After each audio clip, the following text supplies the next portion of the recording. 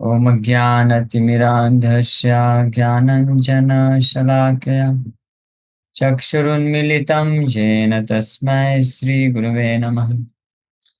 नमो विष्णुपादाय कृष्णप्रेष्ठाय भूतले श्रीमते भक्तिवेदान्तस्वामिन्निति नामिने।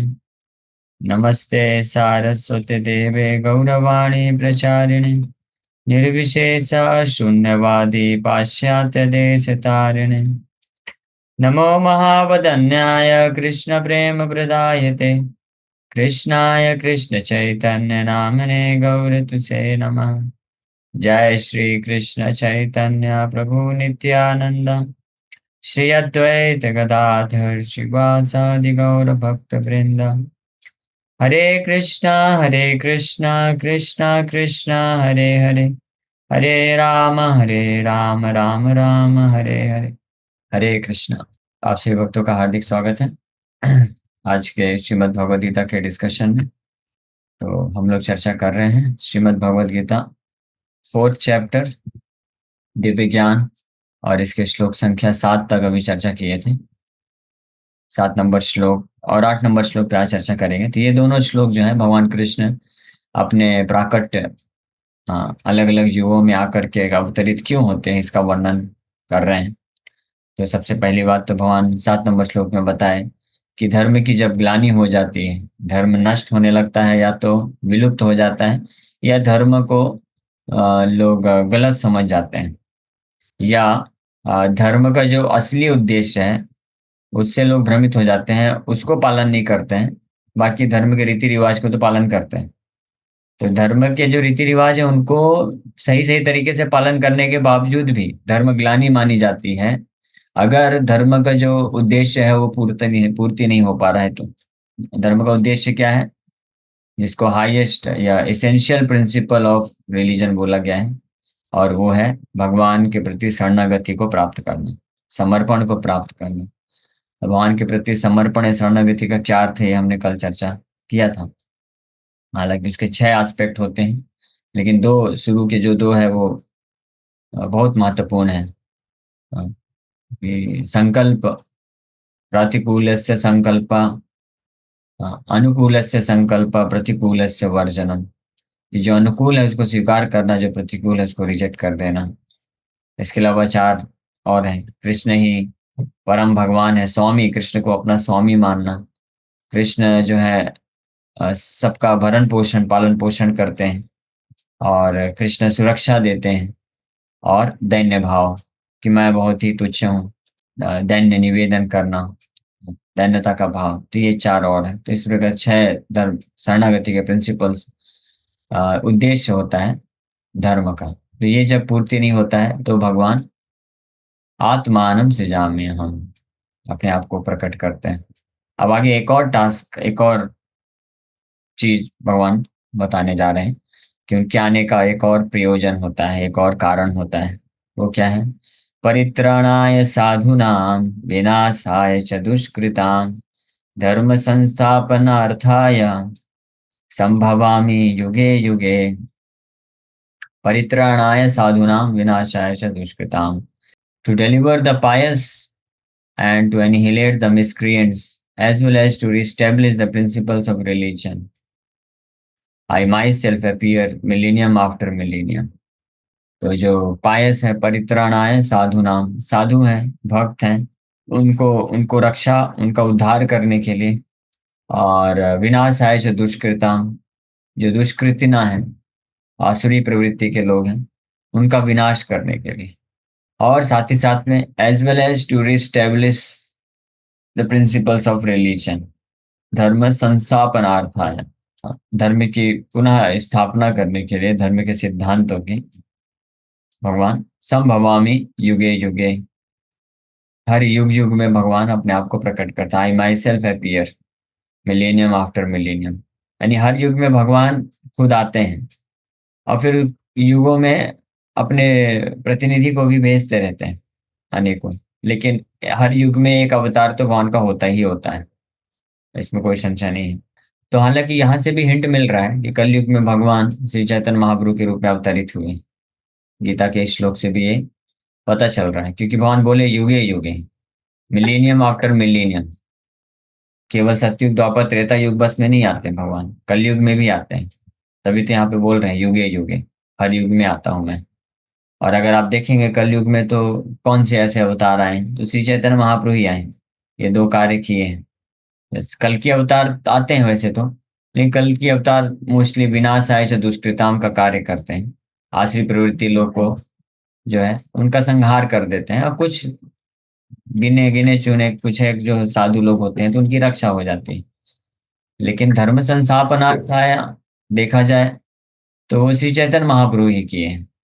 साधुओं का उद्धार भी किए हैं। और दुष्कृताम, विनाशाय से दुष्कृताम भी किए हैं। दुष्कृताम आसुरी, न कि असुर को नहीं मारे, आसुरी प्रवृत्तियों को नष्ट कर दिए श्री चैतन्य महाप्रभु। और ये ऐसे अद्भुत अवतार हैं कि ये कार्य अभी भी चल रहा है उनका। परित्राणाय साधुनाम विनाशाय च दुष्कृताम, अपने हथियारों को छोड़ के गए हैं, हरिनाम रूपी हथियार के द्वारा से अभी भी भगवान चैतन्य महाप्रभु साधुओं की रक्षा हो रही है, उद्धार हो रहा है। और जो दुष्कृतना है उनका विनाश हो रहा है। यानी हमारे जो लोग श्री चैतन्य महाप्रभु का आश्रय लेते हैं तो उनकी जो आसुरी प्रवृत्तियां हैं वो नष्ट होती हैं, और वो साधु बनते हैं, उद्धार होता है उनका। और यही धर्म संस्थापनार्थ है। ये पिछले श्लोक में हमने चर्चा किया कि धर्म का वास्तविक अर्थ है, हाँ, धर्म जिसकी ग्लानि होने पे भगवान प्रकट होते हैं, तो वो है भगवान के प्रति शरणागति। यह है इसेंशियल प्रिंसिपल ऑफ रिलीजन। भगवान को समर्पण करना, इसके लिए इसको धर्म बोलते हैं। तो इसको संस्थापनार्थाय, सम्यक रूपेण स्थापनार्थाय, पूरी तरह से अच्छे तरीके से इसकी स्थापना करने के लिए भगवान प्रकट होते हैं। तो वो कार्य श्री चैतन्य महाप्रभु किए। कैसे? हरिनाम संकीर्तन के द्वारा। हरिनाम लोगों को हरिनाम प्रदान करके, कृष्ण के प्रति प्रेम को प्रदान करके ये कार्य हो पाए। कृष्ण ये श्लोक बोल रहे हैं, तो अगर देखा जाए तो भगवान कृष्ण प्रेडिक्शन भी कर रहे हैं, भविष्यवाणी कर रहे हैं कि यदा यदा ही धर्मस्य ग्लानिर तदात्मानं सृजाम्यहम्। जब जब धर्म की ग्लानि होती है, अधर्म बढ़ने लगता है, तो मैं अपने आप को प्रकट करता हूँ और प्रकट करके गीता बोलता हूँ। गीता बोल दी। लेकिन अब अगले श्लोक में भविष्यवाणी कर रहे हैं कि उसको संस्थापना करने के लिए भी मैं आता हूँ, सम्यक रूपेण, पूरी तरह से उसको स्थापित करने के लिए आता हूँ, युगे युगे, हर युग में आता हूँ। तो द्वापर युग में मैं आया, गीता का प्रवचन दिया हूँ। अभी अर्जुन मैं द्वापर युग में आया हूँ, गीता का प्रवचन दे रहा हूँ तुमको। ये धर्म को जो है, जो धर्म की जो ग्लानि हो गई है, ग्लानि मतलब जो नष्ट हो गया है या परिवर्तित हो गया है, मिसगाइडेड हो गया है, लोग समझ नहीं पाए हैं, भ्रम में आ गए हैं, तो इस प्रकार के धर्म का जो डेफिनेशन, परिभाषा बदल चुकी है, उसको मैं रेक्टिफाई करने के लिए आया हूँ, वापस से स्थापित करने के लिए। तो इसलिए मैं तुमको गीता का प्रवचन दे रहा हूँ। लेकिन इस गीता के प्रवचन बस से कार्य नहीं होने वाला है। इसलिए 8वें श्लोक में भगवान फिर से बोल दिए कि मैं सर्वधर्म संस्थापनार्थ आया। पिछले श्लोक में बोले धर्म की ग्लानि होने के कारण मैं प्रकट होता हूँ, उसको वापस से, धर्म जो है ग्लानि हो गई है उसको वापस से बचाने के लिए गीता का प्रवचन दे करके। लेकिन अब 8वें नंबर श्लोक में फिर से बोल रहे हैं कि मैं वापस से पूरी तरह से अच्छे से इसको स्थापित करने के लिए धर्म को युगे युगे, अर्जुन में हर युग में आता हूँ, यानी अगले युग में भी आने वाला हूँ। हाँ, तुमको इंटरेस्ट है आने का? तो अर्जुन ने हाँ बोल दिया होगा इसलिए अर्जुन भी आए थे। चैतन्य महाप्रभु की लीला में अर्जुन कौन है? चैतन्य महाप्रभु की लीला में अर्जुन है रामानंद राय। कृष्ण लीला में भगवान कृष्ण धर्म की ग्लानि हुई तो धर्म को, वास्तविक धर्म का बोध कराने के लिए, ज्ञान देने के लिए गुरु बन गए और प्रवचन दिए। हाँ, अब लेकिन धर्म को अच्छे से स्थापित करने के लिए भगवान चैतन्य महाप्रभु के रूप में आए हैं। तो यहाँ पे बोल रहे युगे युगे, अगले युग में आने वाला हूं मैं। तो उसके लिए भगवान फिर क्या किए? अर्जुन को गुरु बना दिए, रामानंद राय। और अर्जुन के माध्यम से वापस से वही धर्म के सिद्धांत को जो गीता में बोले, उसको अर्जुन के माध्यम से क्वेश्चन पूछकर, इस बार भगवान कृष्ण क्वेश्चन पूछ रहे हैं और अर्जुन रामानंद राय के रूप में उत्तर दे रहे हैं। तो इस प्रकार से संस्थापनार्थ है, सम्यक रूपेण स्थापना कर दिए अर्जुन के माध्यम से, रामानंद राय के माध्यम से। क्योंकि आगे चल के भगवान बोलेंगे ना, बोलते हैं कि कौन्तेय या प्रतिजाने ही न मे भक्त प्रणश्यति। हे कुंती पुत्र, आप ये घोषणा करो कि मेरे भक्त का कभी विनाश नहीं होता है, ये आप घोषणा करो। क्यों? मेरे घोषणा करने से क्या हो लाभ होगा? आप क्यों नहीं करते हैं? आप तो गुरु हैं, जगत गुरु हैं। आप प्रवचन दे रहे हैं, मैं तो मायाबद्ध हूं अभी, माया में फंसा हूं, मेरा कौन सुनेगा? नहीं नहीं अर्जुन, तुम्हारा सुनेंगे लोग। क्यों? हाँ, न मे भक्ता प्रणश्यति ना। तुम मेरे भक्त हो, तो भले ही तुम अभी मायाबद्ध हो, माया में हो, लेकिन पूरा संसार जानता है कि मेरे भक्त का वचन कभी असत्य नहीं होता है। मैं पूरे जगन्नंद कोटि नाथ जगन्नाथ हूँ। तो अपनी पूरी शक्ति में लगा सकता हूँ, लगा ही देता हूँ अपने भक्त के वचन को सत्य करने के लिए। ये पूरा जो है संसार में ये विख्यात है। हाँ, इसमें कोई डाउट नहीं करेगा। मैं अपने लिए मैं बोलूंगा तो उसमें मैं फिर सकता हूँ, बदल सकता हूँ। इसमें लोग को डाउट होगा। हाँ, कृष्ण तो परम सत्य है, कृष्ण कैसे बदल सकते हैं? हाँ, बदल सकते हैं। कृष्ण बदले भी हैं। कृष्ण प्रकृति के नियम भी चेंज कर देते हैं, अपना प्लान भी चेंज कर चुके हैं भगवान। अपने प्लान के अनुसार कुछ और करने वाले थे, लेकिन किसी विशेष परिस्थिति में चेंज कर दिए। जैसे जब माया दानव को भगवान तो डिसाइड कर लिए थे कि इसको सजा देना है, मारना है, लेकिन अर्जुन ने शरण दे दिया तो भगवान कुछ नहीं किए, फिर छोड़ दिए। भगवान कृष्ण ने सुदर्शन चक्र भेज दिए थे मारने के लिए जगाई मथाई को, नहीं, ये हरिदास ठाकुर को जो 22 बाजारों में मार रहे थे उनके पास।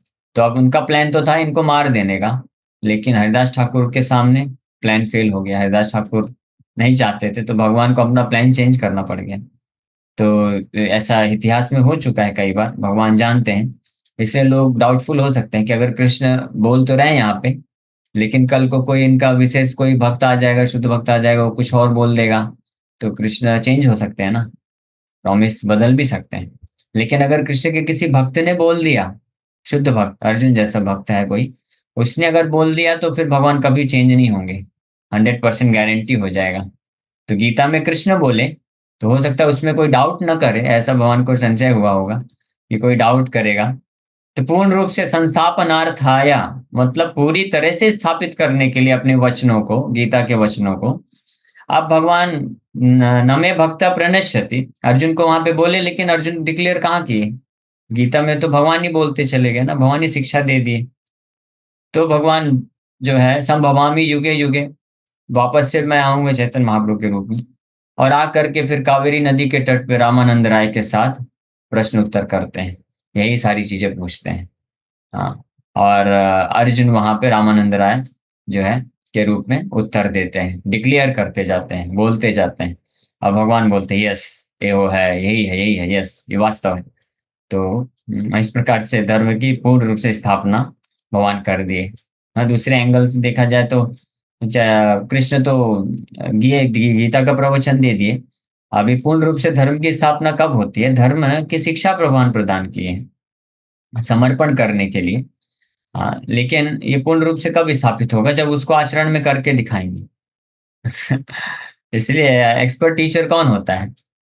जो न केवल शिक्षा देना जानता हो, लेकिन शिक्षा को पालन भी करना जानता हो। जैसे कोई भी स्कूल कॉलेज में अगर कोई साइंस का टीचर है, वो साइंस पढ़ाता है, ब्लैक बोर्ड में लिख के केमिकल रिएक्शन वगैरह ये सब करके दिखा देता है, लेकिन उसको प्रैक्टिकल करके दिखाएगा तब परफेक्ट माना जाएगा। लेबोरेटरी में ले जा करके बच्चों को करके दिखाना होता है। अगर वो नहीं कर सकता है तो फिर 50% हुआ ना, कंप्लीट नहीं हुआ।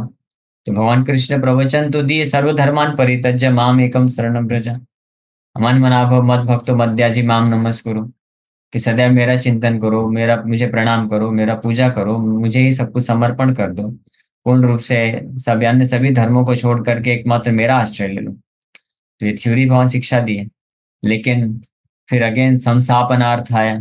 इसको पूर्ण रूप से स्थापित करने के लिए भगवान, खुद भगवान अब प्रैक्टिकल करके दिखाते हैं।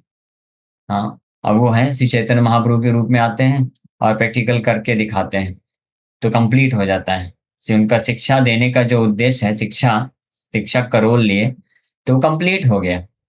कृष्ण के रूप में शिक्षा थ्योरी पढ़ाए, और वही कृष्ण चैतन्य महाप्रभु के रूप में आकर के जब वो थ्योरी को खुद करके दिखाए, तो इस तरह से धर्म संस्थापनार्थाय हो गया, पूर्ण रूप से धर्म की स्थापना हो गई। इसलिए श्री चैतन्य महाप्रभु के जो फॉलोवर्स है, या श्री चैतन्य महाप्रभु को कोई फॉलो करता है, उनकी शिक्षाओं को समझता है कोई, तो इसका मतलब वो धर्म को सम्यक रूपेण फॉलो कर रहा है, यानी धर्म को पूर्ण रूप से अच्छे तरीके से समझ लेता है और उसको अच्छे तरीके से पूर्ण रूप से पालन कर रहा है।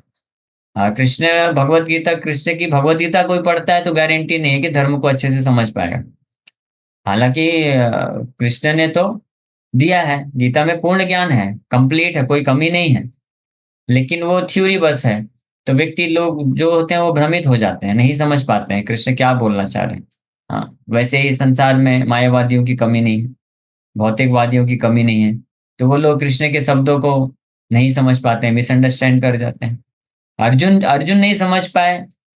हाँ, हर खैर अर्जुन तो माध्यम बन रहे हैं हमारे हमारे लाभ के लिए। अर्जुन जो है ना समझने का ऐसा नाटक करते हैं कृष्ण की इच्छा से। सेकंड चैप्टर में भगवान कृष्ण गीता पूरा सुना दी अर्जुन को, लेकिन अर्जुन नहीं समझ पाए। इस तभी तो थर्ड चैप्टर से वापस से खुलासा हुआ ना, और गीता को जो है वर्णन करते हैं फिर भगवान। फिर बीच बीच में एक आध बार और अर्जुन प्रश्न पूछते हैं, कई बार ऐसे आता है। तो इसका मतलब अर्जुन भी जब पूरी तरह से नहीं समझ पाए, कृष्ण के सामने है साक्षात, तो अन्य लोगों से कैसे आशा की जा सकती है कि वो गीता को डायरेक्ट गीता को पढ़ के समझ लेंगे? वो तो संभव ही नहीं। हम देख सकते हैं प्रैक्टिकली लोगों का पूरा जीवन लगा देते हैं गीता पे रिसर्च करते करते, लेकिन एक छोटा सा चीज नहीं समझ पाते कि कृष्ण परम भगवान है।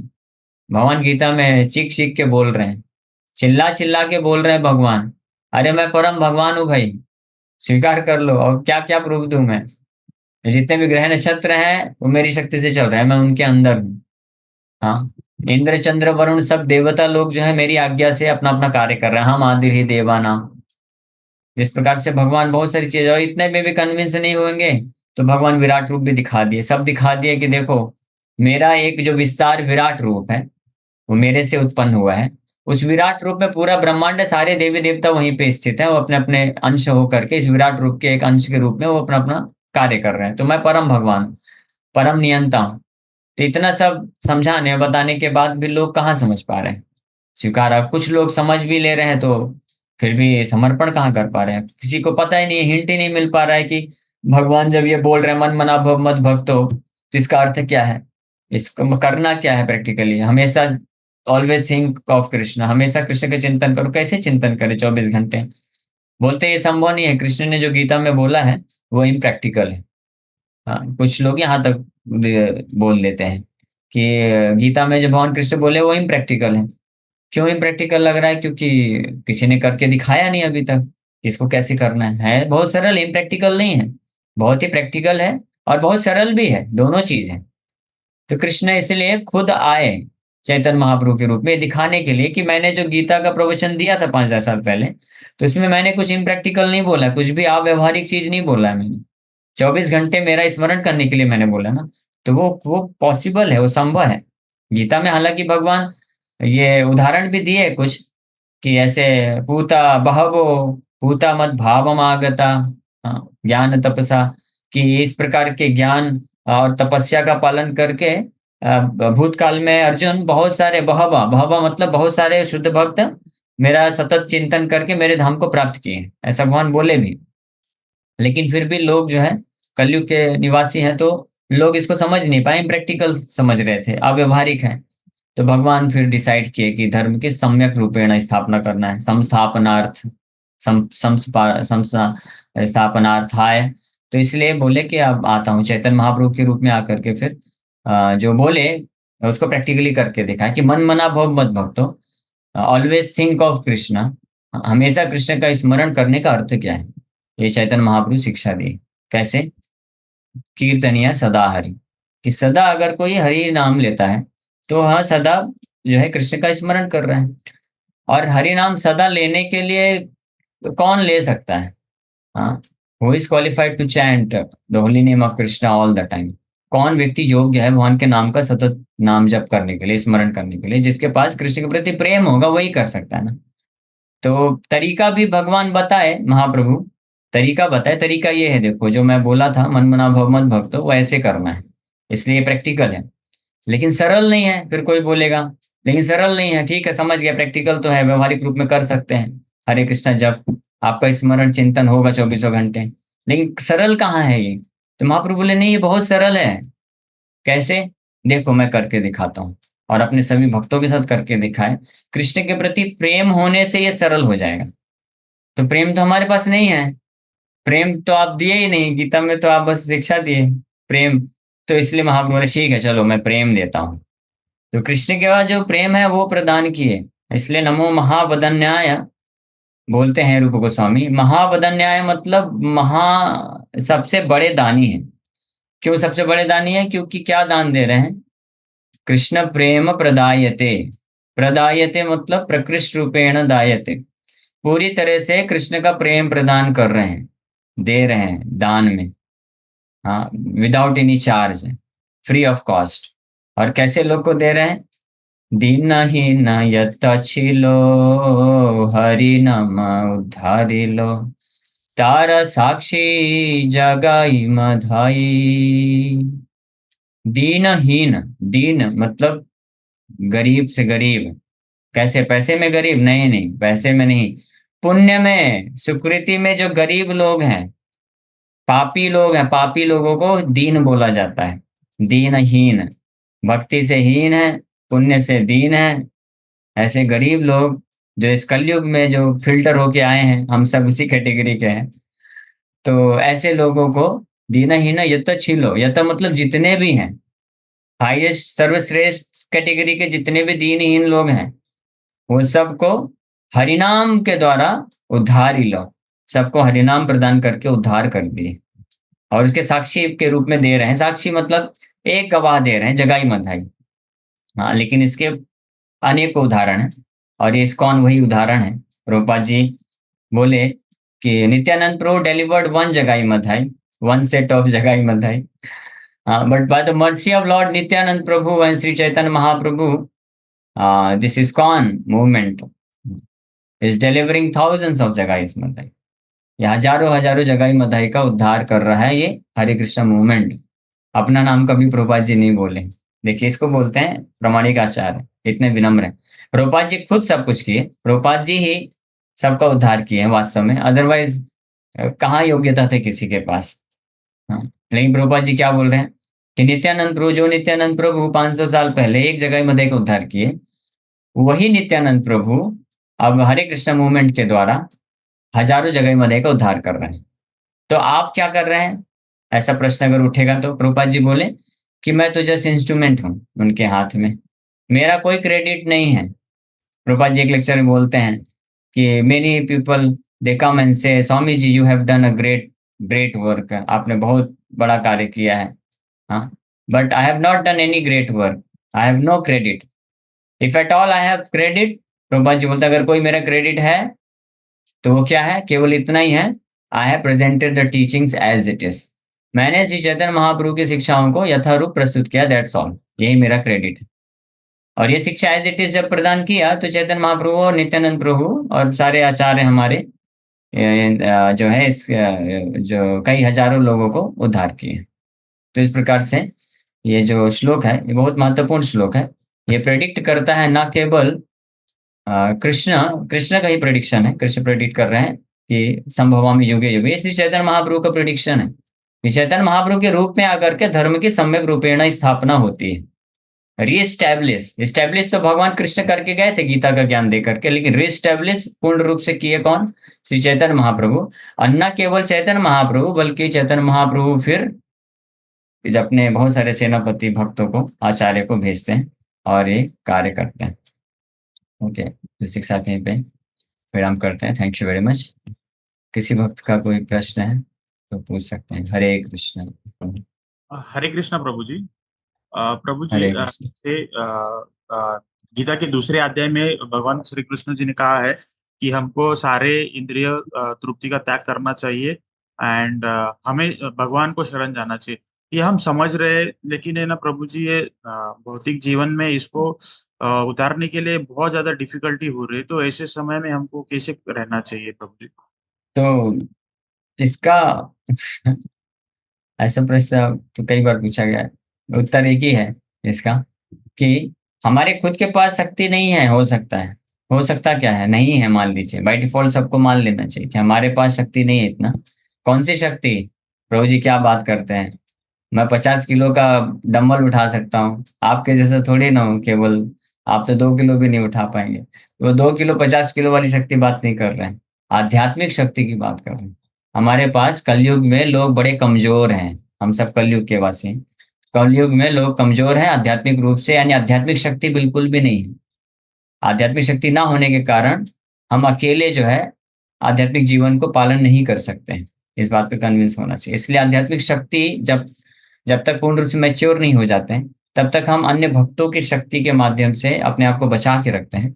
और जितनी मात्रा में हम जो है तीव्रता से ध्यान पूर्वक साधना करते हैं, स्पेशली हरिनाम का जप करते हैं और गीता भागवत शिक्षाओं को श्रवण करते हैं, तो इससे हमको आध्यात्मिक शक्ति मिलती है, स्पिरिचुअल मैच्योरिटी भी जिसको बोलते हैं, आध्यात्मिक परिपक्वता मिलती है। तो इस स्पिरिचुअल स्ट्रेंथ के बलबूते, आध्यात्मिक शक्ति के बल पे फिर हम ये जो इंद्रियां हैं, इंद्रियों को संयमित करने, ये हम कर सकते हैं, अन्यथा ये संभव नहीं है। जानने पे भी व्यक्ति नहीं कर पाएंगे, कमजोरी होने के कारण। ओके, और कोई प्रश्न है? हरे कृष्णा प्रभु जी। हाँ, यस प्रभु। क्या नाम है दंडवत प्रभु जी आपका? दंडवत प्रणाम। अर्पित प्रभु जी। अर्पित, ओके ओके। तिवारी। अर्पित तिवारी, कौन से क्लास में हैं आप? 8th क्लास में। 8th क्लास में, वाह बहुत अच्छा है। आप हमारे एक नए बैच के लिए एलिजिबल हो चुके हैं। हम लोग एक गीता का नया सेशन चालू कर रहे हैं 5 अगस्त से, स्पेशली स्टूडेंट्स के लिए। और उसमें मिनिमम क्राइटेरिया हमने रखा 8th क्लास के स्टूडेंट्स के लिए। तो आप क्वालिफाइड हैं। तो यस प्रभु जी। 8वीं क्लास से ऊपर 8वीं 9वीं 10वीं 11वीं 12वीं कॉलेज के जो यूथ हैं, स्टूडेंट्स हैं, वो इसमें भाग ले सकते हैं। इंग्लिश में होगा, बहुत अच्छा स्टूडेंट्स के लेवल पे करेंगे। ठीक है, तो आप भी जुड़ जाना उस प्रोग्राम में। प्रभु जी 7:30 बजे से होगा, 7:30 से 8। शाम यस, को पूछिए प्रभु क्या जी। प्रश्न? हाँ, शाम को ही। प्रभु जी मेरा प्रश्न ये था कि निमाई और गौरनीताय गौरनीताय प्रभु जी एक थे तो उन दोनों अलग क्यों थे? निमाई है श्री चैतन्य महाप्रभु, कृष्ण निमाई के रूप में आए, और बलराम कृष्ण के बड़े दाऊ जी, बड़े भैया, वो निताई के रूप में आए। इसलिए निमाई को ही गौर बोलते हैं, और निताई नित्यानंद प्रभु को निताई बोलते हैं, इसलिए गौर निताई। तो वो दोनों आए ना, कृष्ण बलराम। कृष्ण ये सोच के आए कि अब मुझे प्रैक्टिकली करके दिखाना है सभी जीवों को कैसे भक्ति करना है। तो भगवान बलराम भी आए उनको असिस्ट करने के लिए, सेवा करने के लिए। तो भगवान बलराम हमेशा रहते हैं कृष्ण के साथ। राम के रूप में आए तो लक्ष्मण बन के आए, कृष्ण के रूप में आए तो बलराम स्वयं है, अब वही नित्यानंद प्रभु के रूप में आए। ठीक है, तो इसलिए दोनों का पूजा करिए, दोनों को सम्मान दीजिए, दोनों से प्रार्थना भक्ति करेंगे तो दोनों हमको आश्रय देंगे, आशीर्वाद देंगे। हरे कृष्णा ओके, प्रभु जी। हरे कृष्ण। दंडवत प्रणाम। दंडवत प्रणाम। और कोई प्रश्न है किसी भक्त का? पाप की क्या परिभाषा है? पाप की एक ही परिभाषा है, जब हम कृष्ण भगवान के जो आदेश है उसके विपरीत कार्य करते हैं, उसको पाप बोलते हैं। When we do something wrong with ourselves or when we do commit any mistake against others, both what is considered, हाँ, तो जब हम अपने लिए भी कुछ गलत करते हैं, क्योंकि हमारा ये शरीर भी, हमारा जीवन हमारा नहीं है, कृष्ण का है। तो कृष्ण जैसा बोलते हैं कि इस प्रकार से जीवन जीजिए, जीना चाहिए, वो हम नहीं करते हैं तो वो भी पाप होता है। ऐसा नहीं कि हम अपने लिए, कुछ लोग बोलते हैं मैं तो शराब पीता हूँ, मेरा मेरा है ना शरीर, मेरा नुकसान होता है, मैं किसी को तो कुछ हार्म नहीं पहुंचा रहा हूँ, तो ये पाप क्यों हुआ? नहीं, पाप हुआ क्योंकि ये शरीर आपका नहीं है। कृष्ण मना किए हैं शराब नहीं पीना है, आप पी रहे हो तो पाप हुआ। उसी प्रकार से चाहे हम अपने साथ गलत करें या दूसरों के साथ गलत करें, दोनों ही पाप कहलाता है। ठीक है, सबसे बड़ा पाप है कृष्ण को भूल जाना, कृष्ण को स्मरण ना करना। जिस क्षण में हम कृष्ण को स्मरण नहीं करते हैं, उसको सबसे बड़ा पाप बोला गया। इनफैक्ट सबसे बड़ा पाप यही है अपने आप को शरीर समझना।